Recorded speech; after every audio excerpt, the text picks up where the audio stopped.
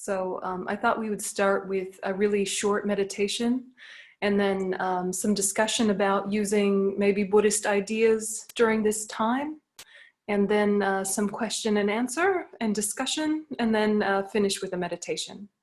So that's the way I thought I'd structure this hour. And everybody is welcome. Kids are welcome, but I don't know if my English is too quick for them. You might have to translate. But if we want to start with some really gentle meditation, this is called a clarity of mind meditation. And it's really good for anxiety. It's also really good if it's hard for you to make a decision. If you feel like there's a lot going on in your life and deciding is a big problem. This sort of meditation can help you get some objectivity with your own experience. So the way that you do this meditation is similar to free associating, except for you're not doing any kind of following of the thoughts. What you're doing is you're watching your own thoughts and making the choice again and again not to grasp onto them, not to push them away. You're not disassociating, you're not suppressing, you're just allowing movement. Yeah, allow the movement of thought. Some of your thoughts have words, some of them don't. Some of your thoughts have images or sounds, some of them don't. And it doesn't matter. What you're trying to do in this meditation is remain kind of with a central point, which is going to start with your breath.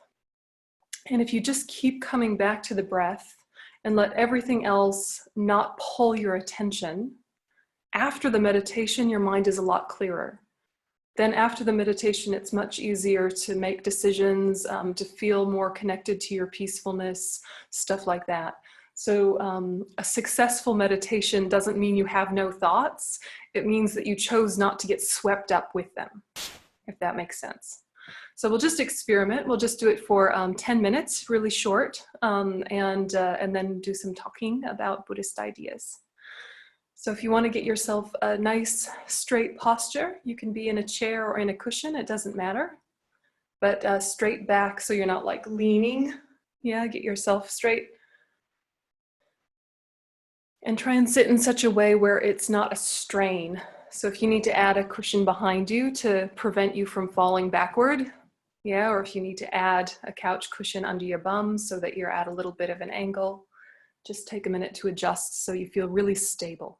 And the posture is important because the body lives in the present. It has no choice but to live in the present.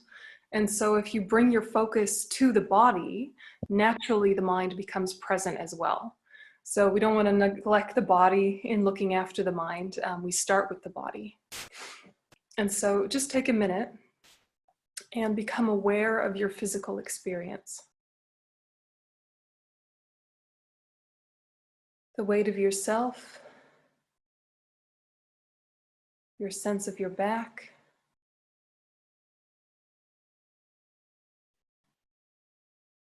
and just scan through your body, noticing, are there any areas where you're holding or tightening or carrying tension? And if you meet those places, see if you can consciously allow those muscles to relax and release just by bringing your attention to them.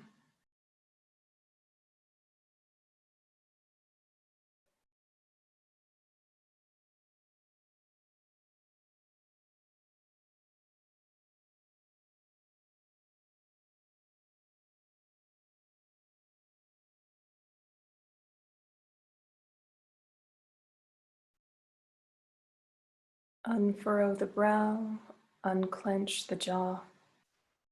Let the face be in its natural state.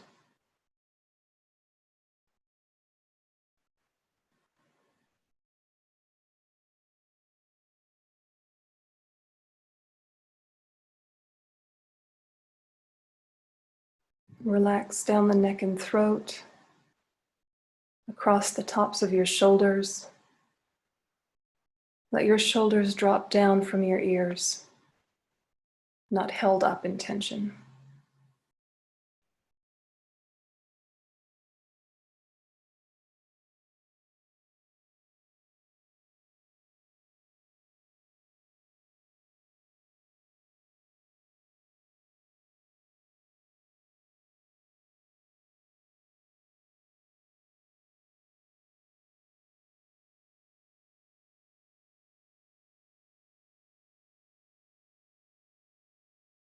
And relax down through your back and down through your torso, particularly allowing the stomach to unclench, the lungs to breathe freely, just encouraging softness.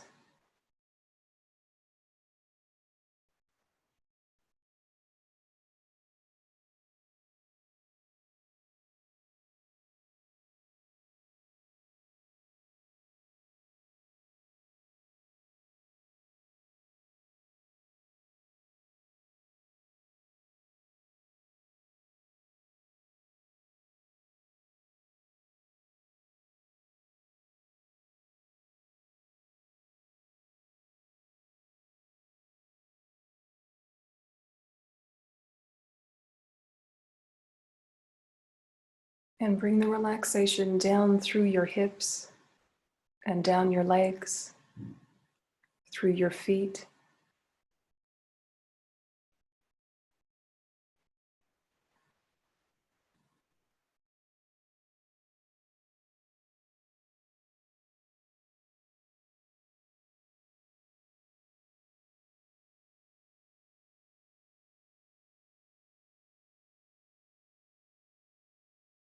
And then as you hear the sound of the bell, allow that sound to pull you inward and settle your focus on your breath.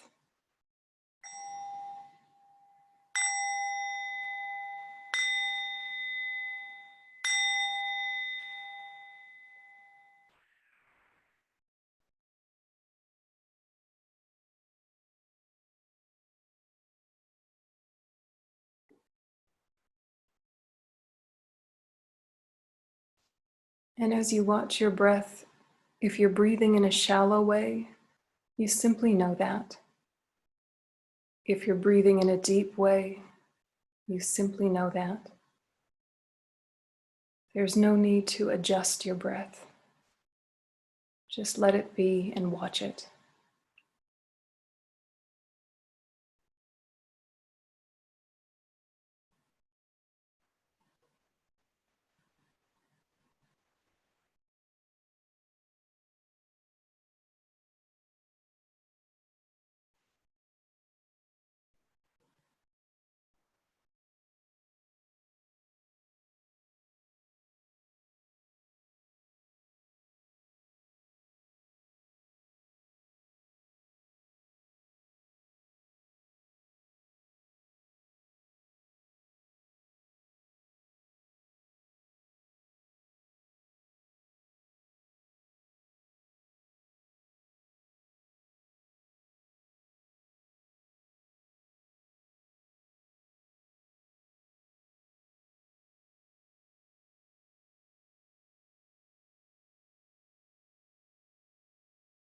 As you watch your breath, you might become aware of different thoughts coming and going. The thoughts aren't a problem. You just decide not to follow them. If they're important thoughts, you can return to them later. But just keep making the choice to come back to the present by using focus on the breath. Allowing all the background thoughts to be less important, just for now.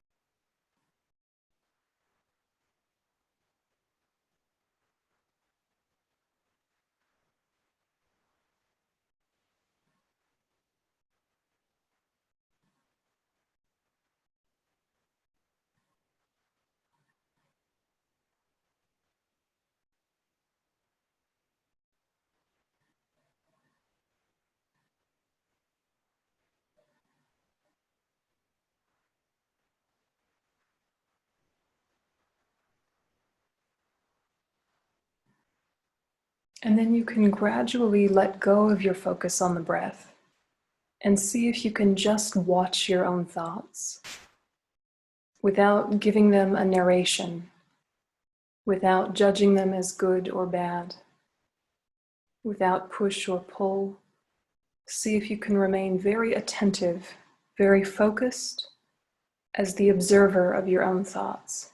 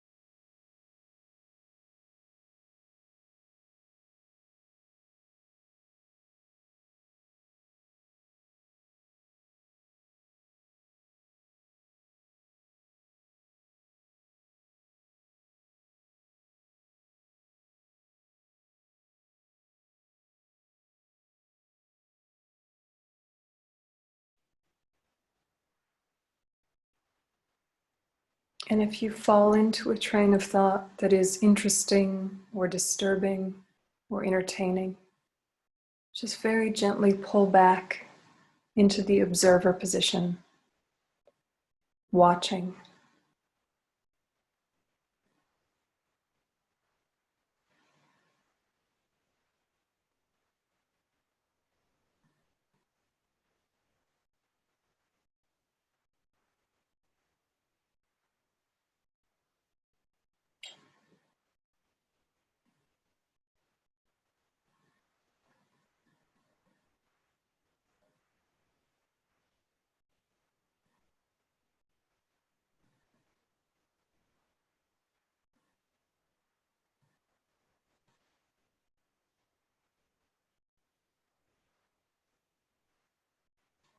And then as the mind starts to settle, invite a kind thought into it that thinks, may this session be enriching for both myself and others. Whatever connections and insights I come to, may they have a ripple effect on those around me, bringing benefit in as vast a way as possible.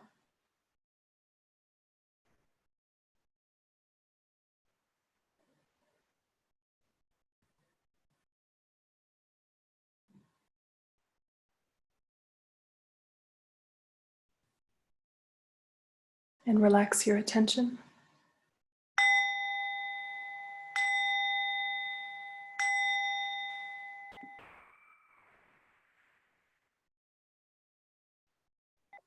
So that was just 10 minutes. And if you just think to yourself for a moment, do I feel differently than when I first sat down?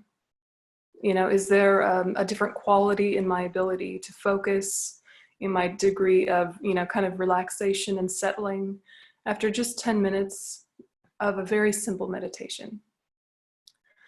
It's quite possible that if it's new, then as soon as you sit down and are quiet, it's like all of your thoughts flood to the forefront of your mind, and it can be really intense. You know, before you were too busy and you were blocking things out and just getting on with it and going through the busyness of life. So sometimes when you first sit down, there can be kind of a wave of intensity of all the things you have to do or want to do or should have done or are worried about. But if you can allow yourself to sit through the initial storm and say, all of these issues will be issues after 10 minutes and I can look at them later, but right now I'm making the choice to give them some space. I need to give these thoughts some breathing room, give my clarity a chance to reassert itself. So just for now, I'm making the choice not to look at them. I'll come back to them once I'm clearer. So if you have that flood that can happen, especially when you're really stressed out, really try to stay with the observer stance. Just really try to watch without engagement. And if it's too hard to watch without engagement, you use the breath as an anchor for longer or for the whole meditation. So The steps of the meditation are basically get the body settled and relaxed. You know, in Buddhism, we would set a motivation then quite soon afterwards, but you can wait until the end if that's more comfortable for you. So settle the body, then focus on the breath. Let the breath kind of, let the surface distractions start to settle down. Then as you focus on the breath and notice that like the volume of your thoughts is starting to go down or the intensity is a little bit settling, then you can release your focus on the breath and not focus on the breath anymore. Focus on being the observer. Yeah, and just engage with watching. But it's very important that it doesn't become a dull, sleepy, dissociative state that can be very relaxful and very peaceful, but is not meditation. So if you're too tired, have a nap instead. Yeah, rather than like fight against sleep or kind of enjoy that dull, hazy sleep that's sort of focused but not really. Don't do that because it actually sets up very bad habits in meditation and it can make you more vague and more spacey in your daily life. So if you're that tired, say, I'll meditate later, right now I need a nap. Yeah, and just instead have a sleep. So that's completely fine. So, okay, so once you're in the observer stance for a while, watching the thoughts, there is a little bit of, difficulty in if there's a very interesting, shiny thought or a very troubling, disturbing thought, to not just get sucked into it and say, isn't it nice to be sitting quietly? Now I have time to look at this interesting thought. I'll just do that instead. I can meditate anytime. This thought's very intriguing. To discipline yourself to say, not now. Yeah, not now, coming back. Not now, coming back. It's a hard discipline, but it means that when you return to that thought, your wisdom's going to be much more engaged. You know, you're not saying not ever, you're saying not now. Meditation requires some discipline, but it doesn't have to be harsh or tight or any kind of judgmentalness. Yeah, it's really allowing your mind to, in a way, heal itself by choosing not to add anything else into it for a while. You know, it's a bit like if you're constantly eating the whole day, you know, just continuous eating, the stomach never really has time to recover because it's just always digesting, always digesting. But if you can give it a few hours off, you know, it will thank you. Yeah, and then when you eat, it might actually digest in an easier way. The mind is similar. So give it a chance. Yeah. So a clarity of mind meditation can show us a few things about what is true. One of the things it can show us is that the mind changes. Yeah, the mind changes moment to moment to moment. It's always in flux. And when we're very tense in times like this, or when we're anxious, sometimes we forget that, you know, the wisdom of our grandmothers that said, this too shall pass. We forget that. And it feels like, oh, this is my life now, I can't bear it. Oh, this is my life now, I can't bear it. You know, forgetting that the previous shift was difficult and then you relaxed into it, found new strategies and came to some peace. Now there's a new change and it's confronting. You'll figure it out and it won't be forever. So the fact of change is not a religious concept. It's something you've known. It's something that we all understand kind of intuitively. But if you're choosing to remember that on purpose, then you have more opportunities to live in flow. Instead of having a war with flow and saying, now things are good, lock down, keep it tight, let's be this way forever, because it's impossible. Or things are terrible, they can't be this way, push it out, when it's actually not moving that quickly yet. So remembering impermanence allows you to live in flow, which means that when things are hard, you know they're going to change, so you're not as worried. When things are wonderful, you are incredibly present because you know it's temporary. Yeah, when things are beautiful and wonderful and connected, you really lean into that experience and think, all of these kinds of joys don't last exactly the way that I want them to. In fact, this might be the only day I feel this way. Let's enjoy it fully. Yeah, it's going to change. might get better. Yeah, might get better and better and better. But to remember that there's no, holding on to water, right? There's no clinging on to a present and saying, now I have everything together just as I want it. Hold still. That kind of stability just isn't possible. And you can use your whole life experience to prove that to yourself. Yeah. So with kids or with folks that are less used to these kind of conversations than we are, I think that talking about impermanence can be really useful if you can do it in kind of a gentle questioning way that can wake up their wisdom. Like say, do you remember when? Do you remember when you felt this way or that way? Do you remember when that was wonderful or that was hard? Do you remember how it changed? Yeah, so you're reminding them of a wisdom they already know in the background. This can be really effective for folks because they realize that they already have a degree of wisdom and resilience and strength related to difficult times. And they already have a degree of ability to let go when things are going quite well. So what remember when is a good kind of questions to have for folks to remind them that they can do this. And that it really help settle their anxiety. So impermanence is so simple, it's such a simple idea that we sometimes forget to think about it on purpose. It's so obvious, it's not hard to get, and yet when we're really in a frenzy and we're really in anxiety, we forget that it's not gonna be this intense always. Even the worst argument of your life, what's the maximum time it could last? I guess a really well-fueled argument, where you're yelling and screaming, can that last more than a few hours? The anger and the hurt can last much longer, but that escalated intensity, that doesn't usually last that long. A scary moment in a day, the peak, the climax, is not something that stays at that level of intensity for very long. And so remembering that, then the next time there's kind of a climax of fear or anxiety or something like that, the background of your mind remembers it's not forever. It's not forever.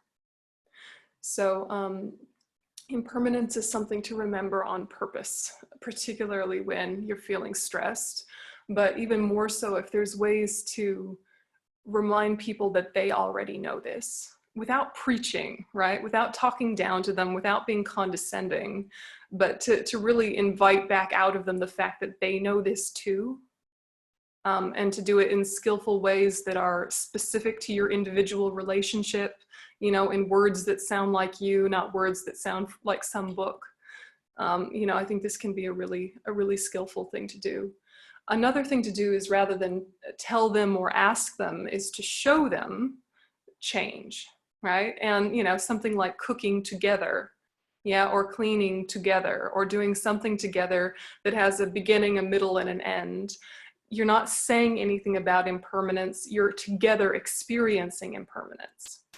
And if you can companion someone, be their friend through a process, the process has more focus and richness than if they did it by themselves. Yeah. And so something very simple like that can also be very effective, particularly if there's a physical component. Because like I said before, the body and the physicality live in the present, and the present is manageable if you stay in the present.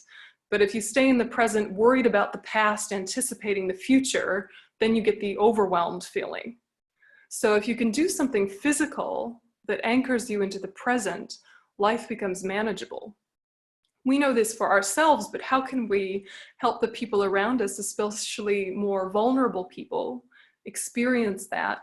We can think of tactile things to do, gardening and arranging flowers and, whatever stuff you get up to in your life. Cooking is a really good one to do together, but it's tactile, right? And that's anchoring and grounding. So those are just some ideas to throw around, but that's the one, big point to think about is how can I use the fact of impermanence to soothe my own anxiety? How can I use the fact of impermanence to increase my level of enjoyment when things are good? So that's one. So it's all easy stuff that it's just remembering it on purpose. Then the other point that we want to think about, especially during a crisis, is the things that we already know about stress relief, which are connection is vital. Yeah, feeling connected and revealing connections.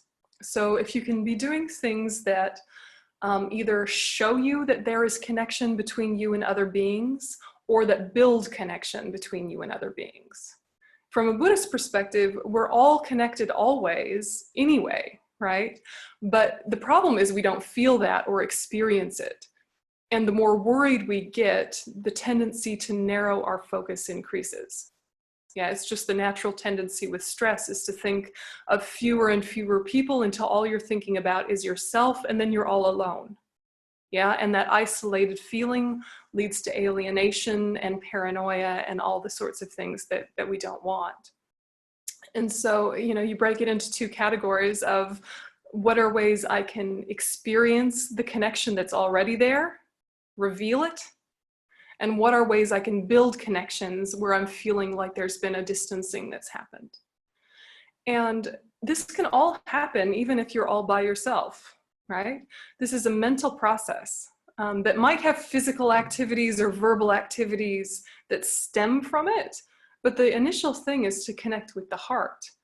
And so sometimes people will send me very cheesy, very American, very new agey, woo-woo sort of things from the internet about gratitude, and think about all the things you're grateful for, and think of all, you know, and it's all very flowery and very plastic, and it can put your teeth on edge. It can feel too sweet. And yet there is something very powerful in the center of that if you can make yourself actually do it. Yeah, if you can actually think, where are the good relationships in my life? I don't have to talk to them or bring them into this room. Let me just think of all of the people who I love and who love me. At the end of that experience, you actually do feel very connected and fulfilled, and no one else has to come into the house. So we can notice our resistance to how cheesy that sounds or how superficial that sounds, acknowledge that, and try and do it anyway. Just see what happens if you do it anyway. The heart really does soften and open up again. Yeah. So thinking of impermanence and thinking of connection, these are the two main things. Do you guys have points to add about that, or ideas or questions? You can unmute yourself and we can have a bit of a discussion before we do another meditation. Is it too simple and that's annoying, or is it too overwhelming and you just want something more simple?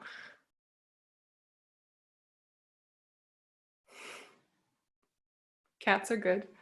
I think it's too simple and too sophisticated at the same time. Yeah. And I think about someone that I have a supervisor of her. She's very, very anxious now. And I remember me when I'm very, very anxious, someone tell me relax or something, it makes me more close, so it don't make me. And now when I relax, I like what you're saying, but I think if I will be very, very anxious, how can I start for little things that maybe a little bit make me more release or more... Yeah. It's very true, isn't it? If someone says to you, relax when you're anxious, you're just going to be annoyed, right? And more anxious, right?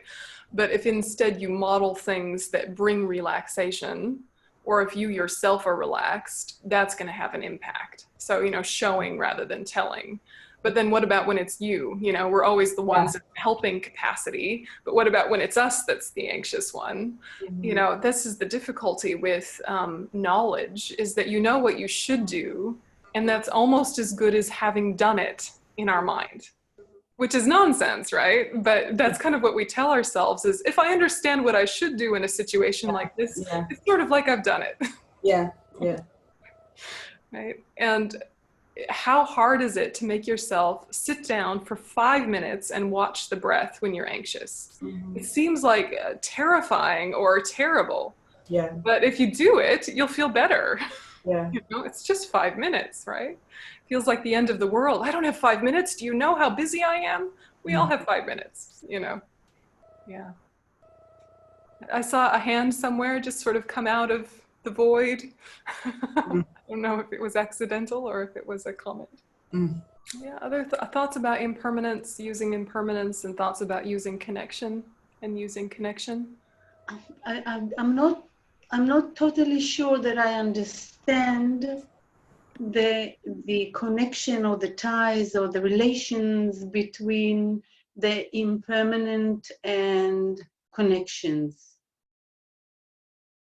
Well, they're two separate strategies that I'm inviting. Yeah, I mean, they're connected in some way, but no, there's two separate things to try. It depends on where your mind is at. So for some people, thinking about connections is overwhelming because part of the stress in their life is relationships, right? And so thinking about their infinite connections of relationships just increases the overwhelm. So for them, thinking about connection is maybe not the thing to do in that time, or to think about connections that are soothing, but it's one strategy. The other strategy, thinking about impermanence, doesn't rely thinking about your connections at all. In fact, it's just kind of in a way passively watching the fact of change to remind you that this intensity will change. And then in that very knowledge, you start to relax and soothe. So you're not telling yourself to relax, you naturally relax by this watching process. Yeah, and by remembering times that things felt impossible, and they felt permanent, and they felt like you would never get through it, and yet here you are and it's different now. It does reassure you the next time things are too intense. So they're two separate strategies that you could use either for yourself or for others, depending on what they need. Yeah, other thoughts? What's the main thing that's difficult right now? If you feel safe to share. Just a comment, not a question. I liked very much what you said about doing things with the beginning, middle, and end, because what I find in this time is that the time is getting like a dimension of something which I don't know. It either short or long, or I find myself not having the same sense of time that I usually have. And I think that doing things that have this beginning and end helps a lot. So thank you. Yeah, especially if you're home all day, the days can kind of just run into each other. And it's hard to give yourself permission to stop one activity, have a break, start another activity. It becomes really quite a different situation, if you are working somewhere and then come home somewhere, it's a little bit easier to make these distinctions, even though probably all of us kind of bring our work home with us in some way, or have the clinic in our home. Still, there's some sort of like door, there's some sort of door where it's like, now I'm doing this before I was doing that. So yeah, it's a huge one to consciously give yourself chapters in the day.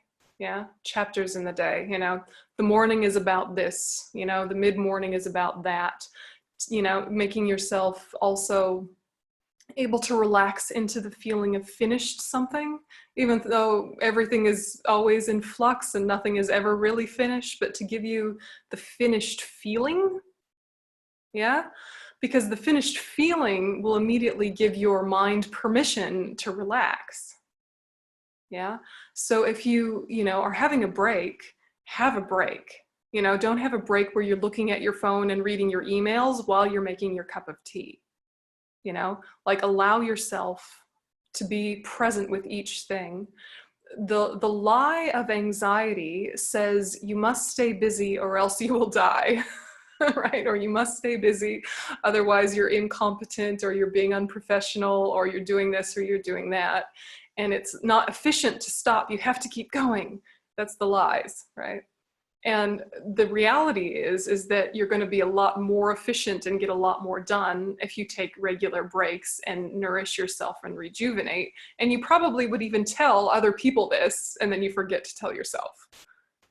So it's like when you're having lunch, have lunch, look out the window, right? Be like birds, keep it really simple. Let yourself recover from what just happened. Even if what just happened was fine and not particularly stressful, try not to overlap. Here's what just happened, here's what's about to happen, and you get overlap, and then you get to the end of the day and you're just wiped out.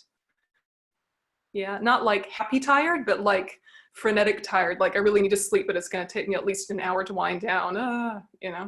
Chapters, make chapters in the day. Yeah, for sure. Yeah. And to remember how much meaningful connection gives you joy and energy. Yeah, joy and energy. And so if you're in a helping capacity, that's a wonderful thing. And there also needs to be a way in which you're connecting with your fuel source. So, the fuel source for your joy and your energy could be the work itself, and often is, but especially if you're working a lot and long hours, sometimes your good altruistic motivation is there in the beginning of the day and it starts to kind of fade just from fatigue. And then it's not fueling you in the same way in all the parts of the day. Or maybe you have a slump at 3 o'clock and then you pick up and get better then for the second part of the day. It happens, right? And so rather than fight against that or think that it's a problem, to just kind of notice, okay, every day at 3 o'clock, I'm really tired and slightly depressed, instead of pushing through it and kind of beating myself up to be a good little worker. Why don't I just call my best friend and like talk nonsense for 10 minutes? Why not? Right? Because after that 10 minutes of talking to my best friend about nonsense and telling jokes and whatever, then I can go back to my work and I'm actually rejuvenated because I've had heart to heart. Yeah, the heart to heart connection. So things like that, yeah. Connection is so important, and it can feel silly to manufacture it or orchestrate it, or make it happen. It can feel funny and not organic. And yet, especially when we're in a new schedule, we need to figure out a way to do that. Because it's not our normal life. So what are ways to have that same heart-touching experience so that we don't get burnt out?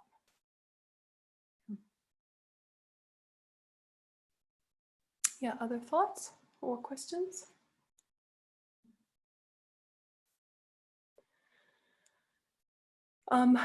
If we want to take connection to the next level, if you're feeling like, yep, connection I've got under control, but I'm ready for some, more advanced spiritual work, then to consciously bring in altruistic compassion, or we would maybe call it bodhicitta in Buddhism, but to think very consciously of the suffering of other people as a way of motivating yourself. If you're not already feeling centered, it's too soon to do this, right? But if you're feeling centered and grounded, really think consciously of, okay, how are my neighbors? How are the people on the street? How are the people at the stores I normally go to? And just kind of send out compassion towards them. It actually is going to make your heart experience a richer, more open experience. And, it's going to overcome that tendency of stress to implode and get narrow focus. Because when you're very stressed and your focus is narrow, then you get this feeling of intrusion and intruders and people who are interrupting you.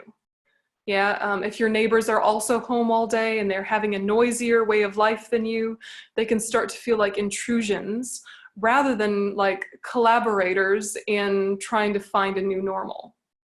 So if you're feeling, like a friendliness towards the people around you, you're more relaxed, you're more effective. If you're kind of thinking, all right, I just need to look after me and my family, then everyone who is not you and your family is an intruder. And that's not a comfortable feeling, and it's not functional. And it actually can get worse if you don't address it. You can go from being slightly annoyed at one neighbor to slightly annoyed at all of your neighbors, to being annoyed at your whole neighborhood, to being annoyed at your whole country, et cetera, et cetera.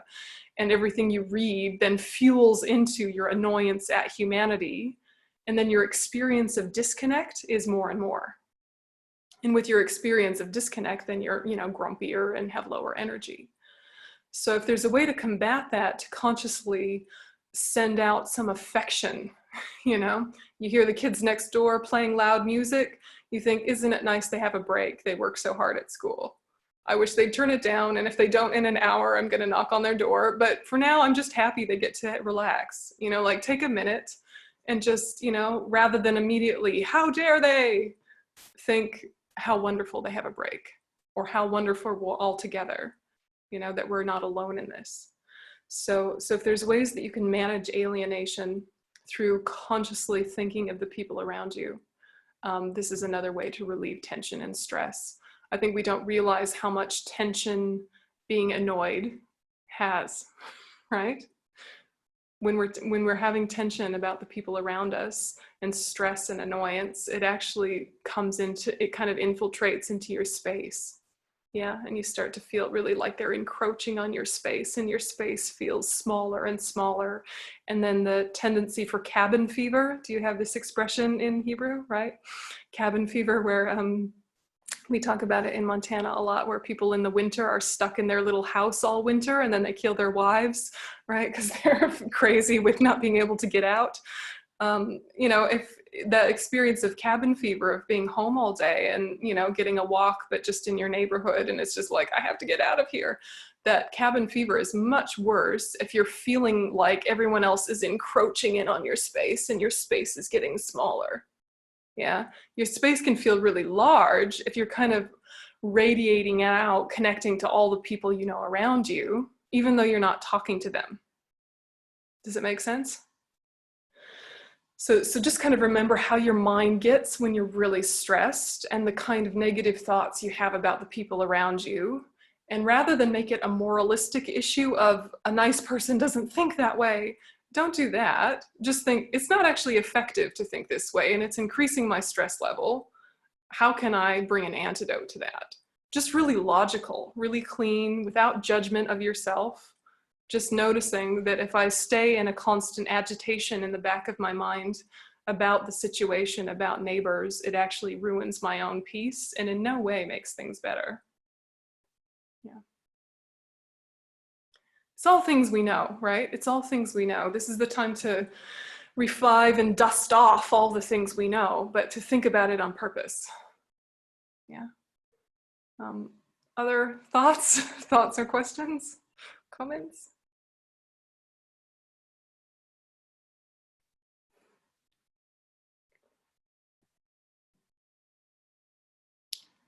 Would you like to do another meditation? Okay. So this one is based on the medicine Buddha practice, but we'll do it in a more secular way. And it's basically healing for self and others. So if you want to just, again, come to a nice straight posture.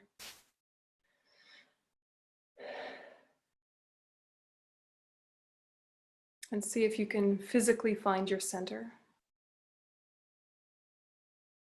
so that one side isn't tighter than the other, so that you're not crumpled forward or backward.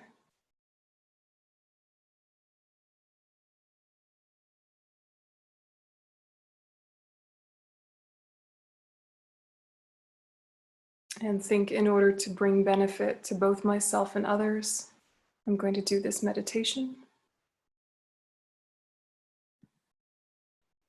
And just for a minute, bring your focus back to the breath.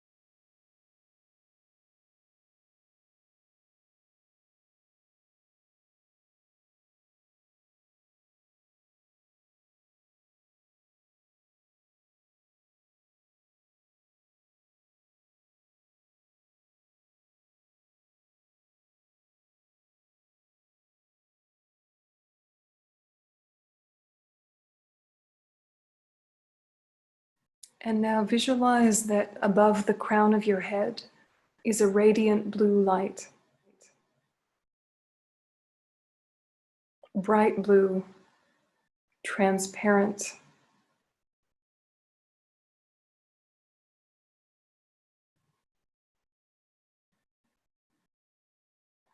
And think that this radiant blue light embodies and represents all of the qualities that we have and that we aspire to increase, like compassion, kindness,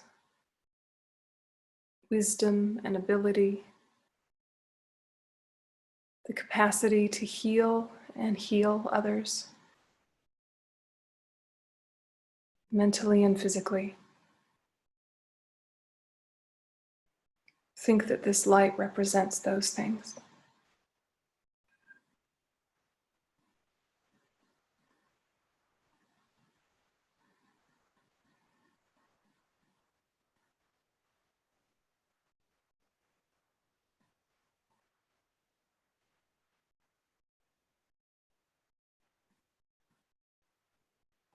And then think, may I be supported by those ideals by the outside?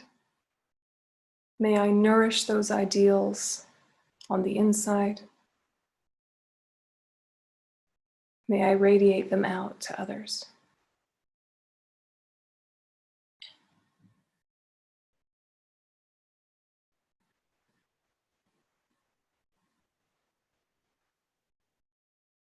And in response, from the radiant blue light comes a stream of blue light that enters through the crown of your head, flows down through you like a cascade or a shower of light, filling you and surrounding you with blue light continuously.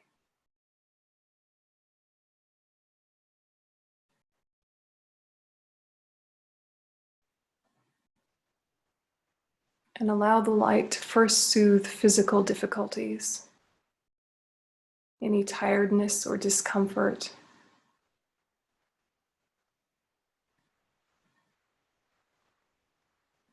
any kind of sickness or pain. This healing blue light filling you up.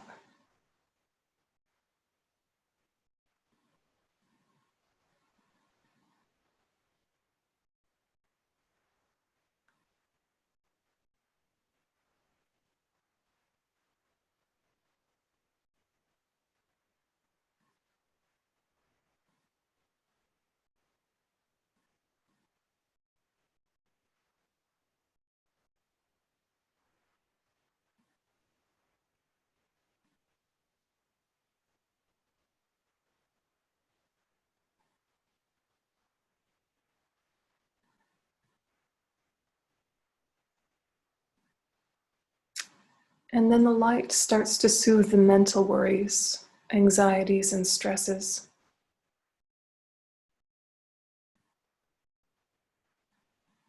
It also soothes any tendencies towards anger or other negative states of mind. Imagine this light brings a calming, peaceful awareness to yourself.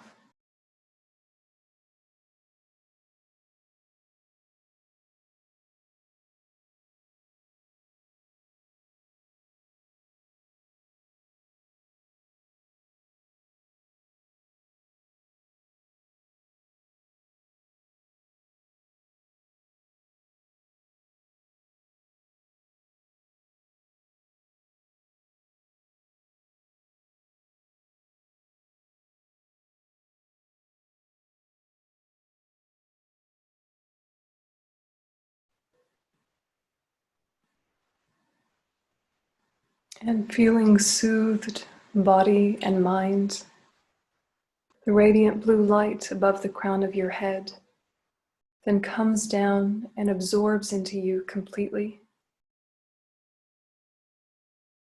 mixing with your own body and mind.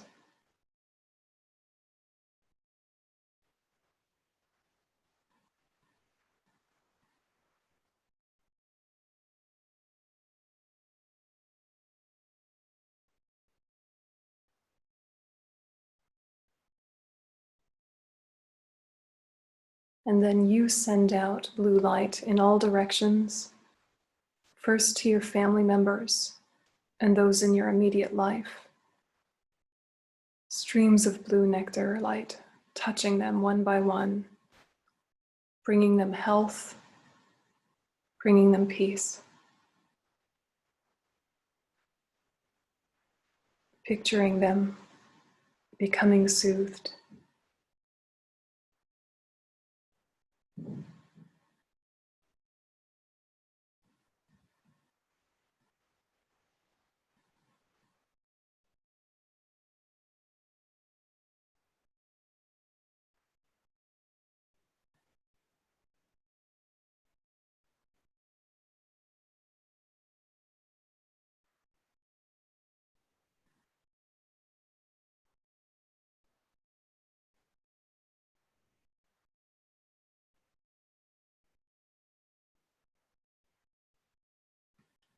And the light continues out to the people in your neighborhood, your acquaintances and those you normally see, including their pets.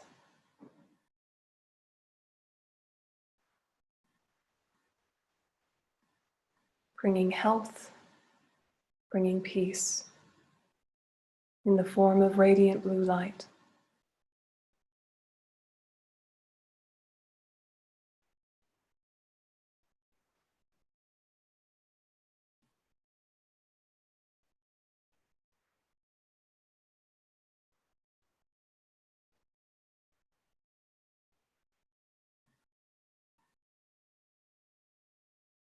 And it continues out, flowing through the whole country,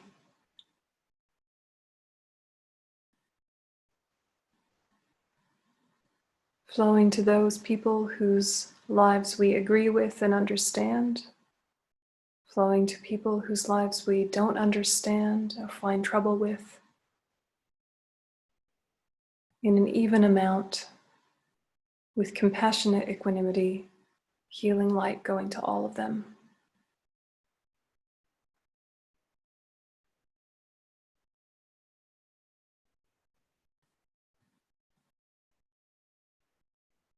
Radiating throughout the Middle East, throughout Europe,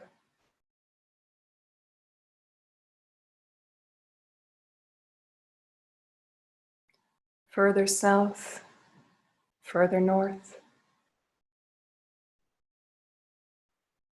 east and west,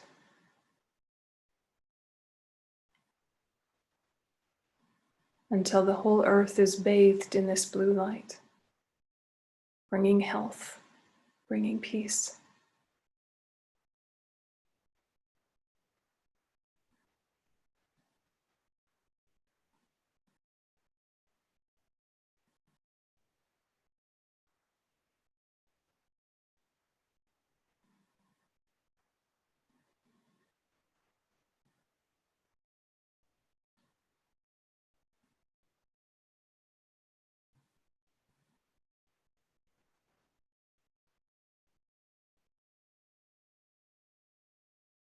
And then if it feels comfortable and familiar, you can add the mantra of Medicine Buddha. Taya tai hom bekenze bekenze maha bekenze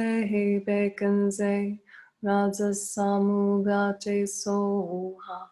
Taya tai hom bekenze maha bekenze raja samugate soha. Taya tai hom bekenze maha bekenze raja samugate soha. Taya tai hom bekenze maha bekenze raja samugate soha. Taya tai hom bekenze maha bekenze raja samugate soha. Taya taya wam bekanze bekanze maha bekanze bekanze raja samugate soha. Taya taya wam bekanze bekanze maha bekanze bekanze raja samugate soha.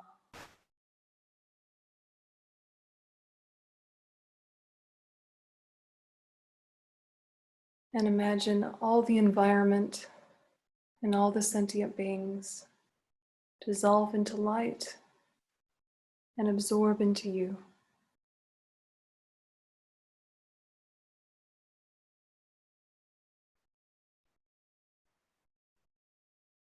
And as you move into the rest of your day, you hold them in your heart.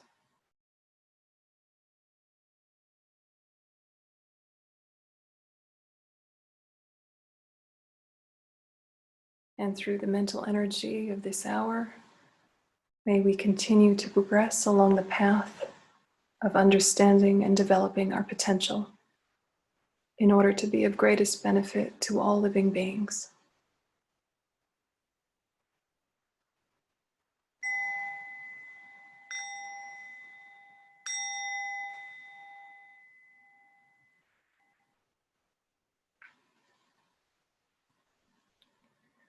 Okay, thank you.